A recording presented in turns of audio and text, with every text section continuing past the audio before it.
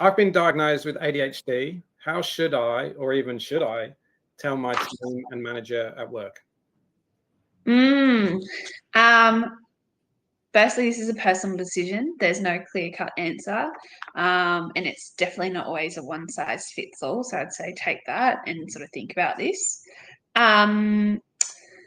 So I guess if you were going to have these conversations with your manager, it might be knowing the why behind you want to have these conversations or why you'd want to let them know, or also why not. But I guess if we focus on the whys, knowing the why. So it could be you want to ask for accommodations that can support you with working, flexibility. It might be that you can then be better understood. And it could also be for a sense of safety around yourself in the workplace. And that could also be why you might not share as well, with the sense of safety. So if you do share, you do want to make sure that you frame it around your needs and how you're going to thrive. So what is it that you need from your workplace in order to thrive? It could be identifying how you're not thriving currently and what it is in practice that you will put in place, but maybe accommodations or things that you might want your workplace to be aware of how you can implement that. If you're like, well, what if they don't? And, what if I'm asking for too much? Making sure you know your rights and your choices. So like I said, whether you share it is up to you, but ADHD is recognised under the Disability Discrimination Act of 1992, which means your workplace is legally supposed to make reasonable adjustments to you if you disclose and ask for support. So there is that there, whether that be flexible hours or breaks.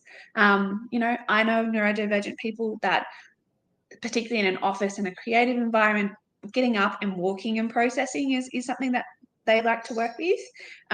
It could be task management support. It could be written follow-ups after meetings and things like that.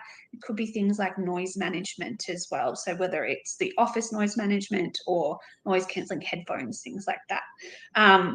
So sort of thinking about this and how you can implement it. It's more about getting insight on how you like to work and how you can thrive, and better to understand how your brain works for you to thrive. So absolutely none of this is lacking in any way on your ability. It's just sort of how do we make the most of ourselves, and you then have a better insight of how you can work. But again, it's incredibly individual, and it might be even something that you might talk through with a clinician or someone you're working with to help manage your ADHD, or if you're neurodivergent. So yeah.